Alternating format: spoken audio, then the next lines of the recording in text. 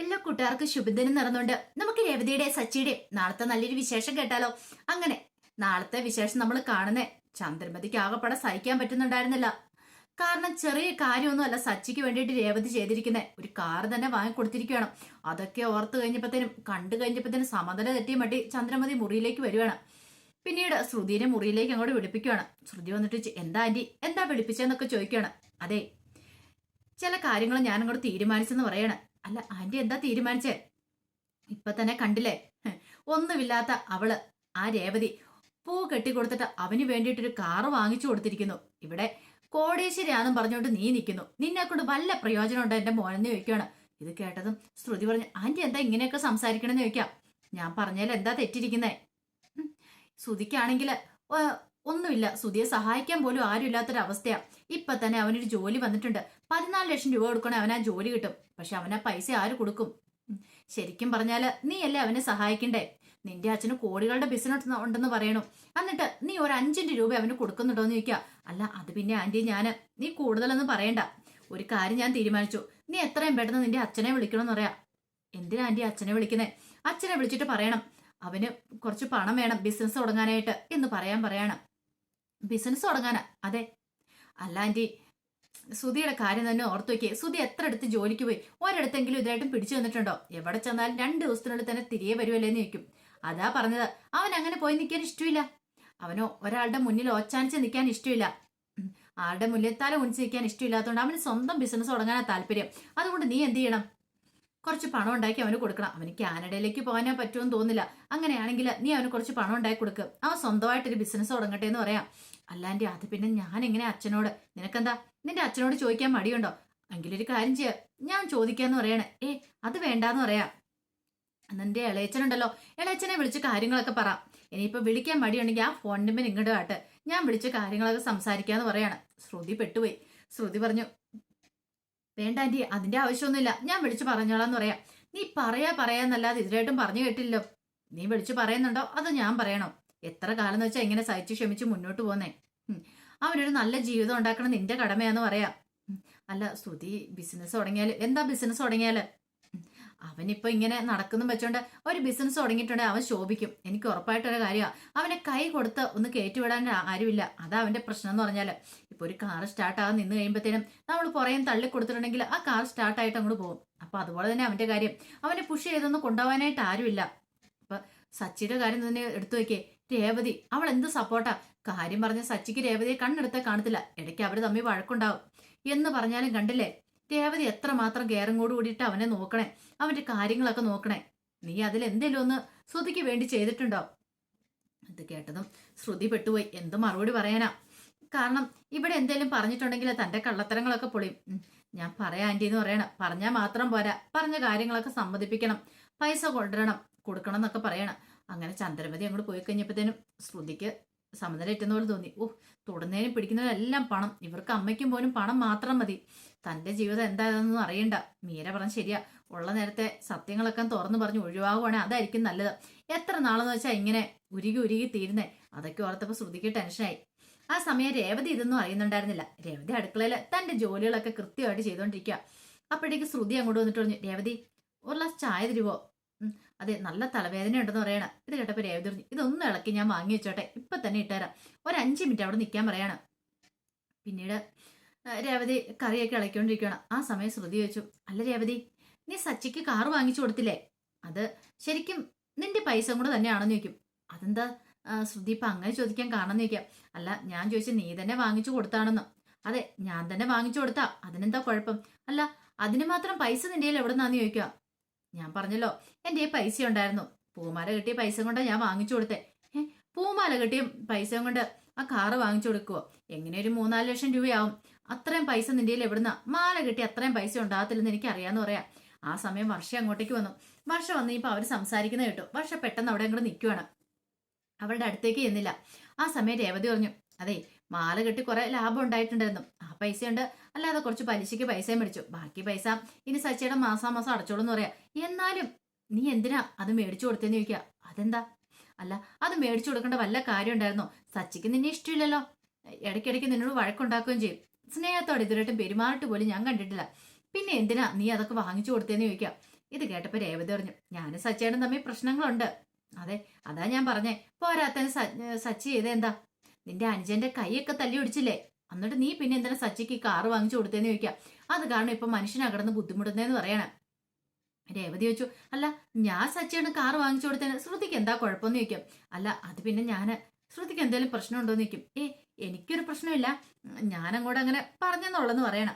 ആ സമയം രേവതി പറഞ്ഞു, ഭാര്യ ഭർത്താക്കന്മാരുടെ ഇടയിൽ പല പ്രശ്നങ്ങളും കാണും. അവർ തമ്മിൽ ചിലപ്പോൾ വഴക്കുണ്ടാക്കും, ചിലപ്പോൾ അടിവെക്കും. അത് കുറച്ച് സമയത്തേനെ കാണുള്ളൂ. അതങ്ങോട്ട് മാറി കുറച്ച് കഴിയുമ്പോൾ അതങ്ങോട്ട് മാറും. പിന്നെ അവർ സ്നേഹത്തിലായിരിക്കും എന്നും പറഞ്ഞുകൊണ്ട് എപ്പോഴും അവർ തല്ലു കൂടിക്കൊണ്ടിരിക്കുന്നുണ്ടോ? ഒരിക്കലും ഇല്ലാന്ന് പറയണം.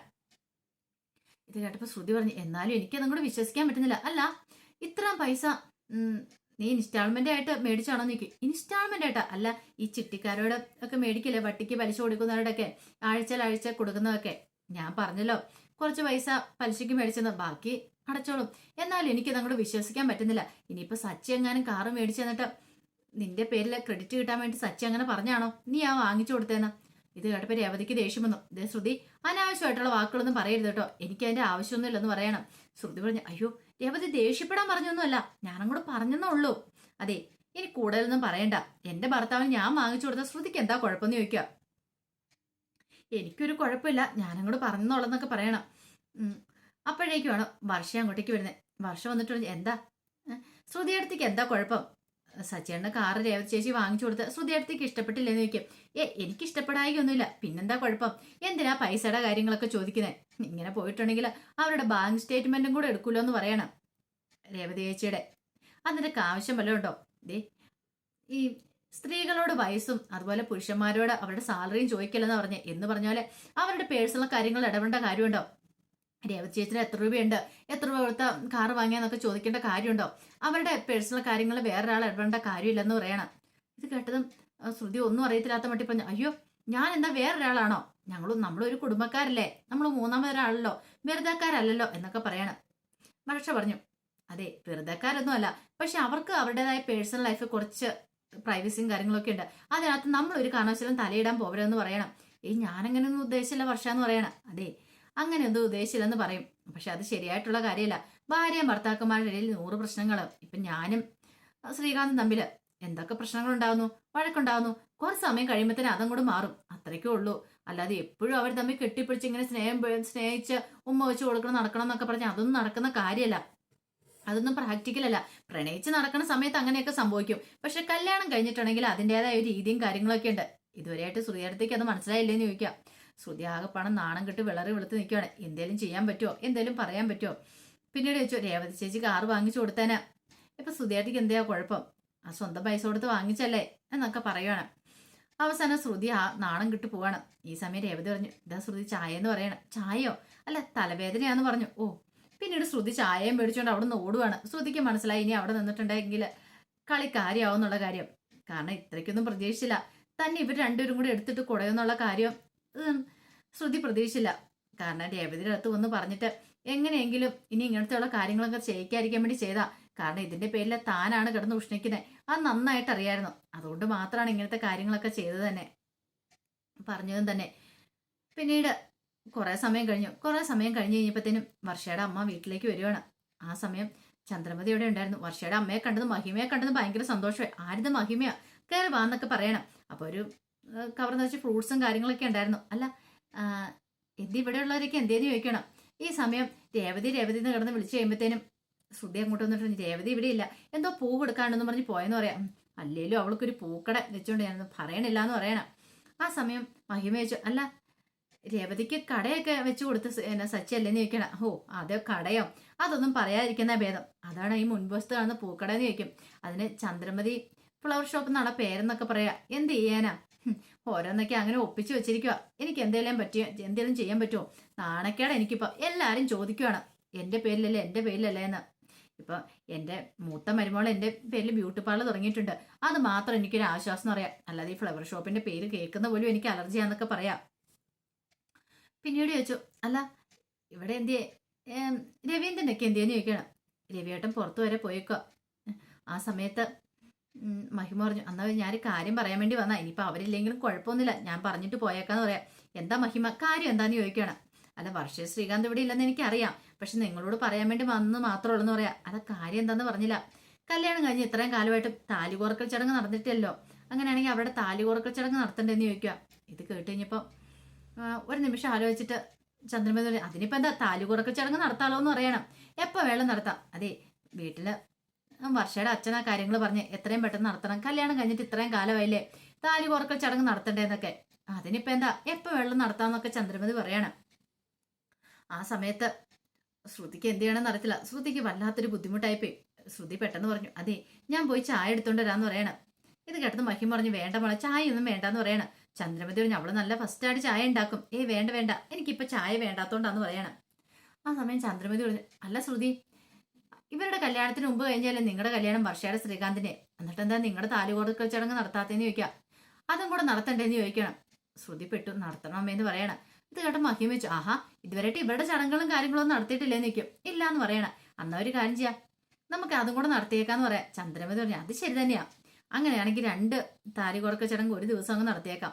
മഹിം പറഞ്ഞു, വലിയ ഹാളൊക്കെയാണ് വർഷയുടെ അച്ഛൻ ബുക്ക് ചെയ്തിരിക്കുന്നത്, അപ്പൊ പിന്നെ കുഴപ്പമില്ലെന്ന് പറയാം. അങ്ങനെയാണ് ഒരു ദിവസം തന്നെ നടത്തുകയാണെങ്കിൽ അത് നല്ല കാര്യമല്ലെന്ന് ചോദിക്കണം. അല്ല ഇതുവരെയായിട്ടും എന്താ ഇവിടെ നടത്താത്തെന്ന് ചോദിക്കും. അത് പിന്നെ ശ്രുതിയുടെ വീട്ടിൽ നിന്ന് ആരും വന്നിട്ടില്ല. അത് ശ്രുതിയുടെ വീട്ടിൽ ആരെന്തോ വരാത്തെ, അല്ല അച്ഛന് ബിസിനസ്സും കാര്യങ്ങളൊക്കെ അല്ലേ, വരാൻ സമയം കിട്ടിയില്ല, അതുകൊണ്ടാന്ന് പറയണേ. പെട്ടെന്ന് ശ്രുതി പറഞ്ഞു, കുറച്ച് കഴിഞ്ഞിട്ട് പോരാ ആന്റിന്ന് ചോദിക്കണേ. വേണ്ട വേണ്ട, ഇവരോടൊപ്പം തന്നെ നടത്തണം എന്നൊക്കെ പറയണം. എന്നാൽ ശരി നമുക്ക് പിന്നെ കാണാം എന്നൊക്കെ പറഞ്ഞിട്ട് വർഷയുടെ അമ്മ അങ്ങോട്ടേക്ക് പോകണം. മഹിമ അങ്ങോട്ട് പോയി. മഹിമ പോയി കഴിഞ്ഞതും ശ്രുതിക്ക് വല്ലാത്തൊരു ടെൻഷനായിപ്പോയി. എന്റെ ഭഗവാൻ ഇനിയിപ്പോൾ എന്ത് ചെയ്യും. പെട്ടെന്ന് ചന്ദ്രമതി വന്നിട്ട് പറഞ്ഞു, അതെ പറഞ്ഞു കേട്ടല്ലോ, 2 പേരുടെയും താലി കോർക്കൽ ചടങ്ങ് ഒരു ദിവസമാണ്, അതിന് വേണ്ടുന്ന കാര്യങ്ങളൊക്കെ ചെയ്യണം, അച്ഛനോട് വിളിച്ചിട്ട് വരാൻ പറയണമെന്ന് പറയണം എന്ന് പറഞ്ഞ് ചന്ദ്രമതി നീങ്ങുമ്പത്തിനും ശ്രുതി ചോദിച്ചു, അച്ഛനോടോ? എന്താ അച്ഛനില്ലേ നിനക്കെന്ന് ചോദിക്കണം. അല്ല അച്ഛനുണ്ട്, പിന്നെന്താ കുഴപ്പം, അല്ല അച്ഛന് വരാനായിട്ട് സമയം. ഓഹോ അങ്ങനെയാണോ? അതെ കല്യാണം കഴിഞ്ഞിട്ട് വന്നിട്ട് ഇത്രയും കാലമായി, ഇന്ന് വരെ നിന്റെ അച്ഛന്റെ ഫോട്ടോ പോലും ഞാൻ കണ്ടിട്ടില്ല. നിന്റെ ഇളയച്ചനാന്ന് പറഞ്ഞാൽ വന്നിട്ടുണ്ടായിരുന്നു, പക്ഷെ അച്ഛന്റെ ഫോട്ടോ ഒന്നും കണ്ടിട്ടില്ല. ഒരു കാര്യം ഞാൻ പറഞ്ഞേക്കാം, നിന്റെ അച്ഛൻ ഇവിടെ വരണം. നിനക്ക് വേണ്ടിയിട്ട് ഒരു ദിവസം ചെലവഴിക്കാൻ പറ്റില്ലെങ്കിൽ നിന്റെ അച്ഛൻ പിന്നെ എന്തിനാ ഈ സമ്പാദിച്ചു കൂട്ടുന്നതൊക്കെ, മര്യാദയ്ക്ക് ഇവിടെ വന്നേക്കാൻ പറയണം. പറഞ്ഞു കേട്ടല്ലോ, ഇത്രയും കാലം ഞാനൊന്നും മിണ്ടിയിട്ടില്ല എന്നും പറഞ്ഞ് ചന്ദ്രമതിയുടെ കഴിവുകേടാന്ന് നീ വിചാരിക്കരുത്. അന്നത്തെ ദിവസം നിന്റെ അച്ഛനോട് വരണം താലി കോർക്കൽ ചടങ്ങിന്റെ സമയത്ത്, പറഞ്ഞൊക്കെ ഓർമ്മയുണ്ടല്ലോ എന്ന് ചോദിക്കാം. അല്ല അത് പിന്നെ അമ്മേ, അച്ഛൻ എന്താ അച്ഛന് വരാൻ ബുദ്ധിമുട്ടുണ്ടോന്ന് ചോദിക്കാം. അച്ഛൻ വരുമോന്ന്? ഓഹോ അങ്ങനെയാണ് നീയും അച്ഛൻ തമ്മിൽ എന്തോ പ്രശ്നമുണ്ടെന്ന് വെള്ളം കരുതാനായിട്ട്, അതോ ഇനിയിപ്പോൾ വേറെ എന്തെങ്കിലും പ്രശ്നങ്ങളുണ്ടോന്ന് ചോദിക്കും. ഇതോടൊപ്പം പെട്ടെന്ന് തന്നെ ശ്രുതി പറഞ്ഞേ, വേറൊരു പ്രശ്നമില്ല, എങ്കിൽ പിന്നെ പറയുന്ന കൂടെ അനുസരിച്ചാൽ മതി, അല്ലെങ്കിൽ ചന്ദ്രമതിയുടെ സ്വഭാവം അറിയാലോ. ചന്ദ്രമതി ഇങ്ങനെ പുറമെ കളിച്ചിരിച്ച് നടക്കുന്ന പോലെയല്ല, വേറുള്ളവരുടെ എങ്ങനെ പെരുമാറുന്നതെന്ന് അറിയാലോ, അതുപോലെ തന്നെയായിരിക്കും നിന്റെ അടുത്ത് എൻ്റെ പെരുമാറ്റം.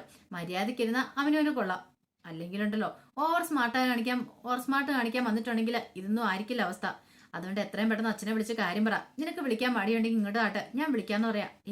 വേണ്ട അരി വേണ്ട ഞാൻ വിളിച്ചോളാം എന്ന് പറയാം. അങ്ങനെയാണെ കുഴപ്പമില്ല, അല്ലെങ്കിൽ അറിയാലോ എന്നൊക്കെ പറഞ്ഞ് ചന്ദ്രബന്ധി ഭീഷണിപ്പെടുത്തിട്ട് അങ്ങോട്ട് പോവാണ്. ശ്രുതി പെട്ടുപോയി. എന്ത് ചെയ്യാൻ പറ്റും? ഒന്നും ചെയ്യാൻ പറ്റില്ല. ഇനിയിപ്പോൾ എന്തെങ്കിലും ഉടനെ ചെയ്താൽ മതിയാവുള്ളൂ, ഇല്ലെങ്കിൽ തൻ്റെ കാര്യത്തിലൊരു തീരുമാനം ഉണ്ടാകുന്ന ശ്രുതിക്ക് മനസ്സിലാവണം. അപ്പം അതിൻ്റെ വിശേഷങ്ങളൊക്കെ നാളെ കാണാൻ പോകുന്നത്. ആ വിശേഷങ്ങളൊക്കെ നമുക്ക് എല്ലാവർക്കും കാത്തിരിക്കാം കേട്ടോ. അതിനുമുമ്പായിട്ട് ആദ്യമായി കാണുന്നുണ്ടെങ്കിൽ ചാനൽ ഇഷ്ടപ്പെട്ട ഒന്ന് സബ്സ്ക്രൈബ് ചെയ്യാൻ മറക്കരുത്. വീഡിയോ ഇഷ്ടപ്പെടുവാണെങ്കിൽ ലൈക്ക് ചെയ്യാനും കമൻറ്റ് ചെയ്യാനും മറക്കരുത് കേട്ടോ. ഒരിക്കൽ കൂടി എല്ലാവർക്കും ശുഭദിനം നേർന്നുകൊണ്ട് നിർത്തുന്നു. നന്ദി.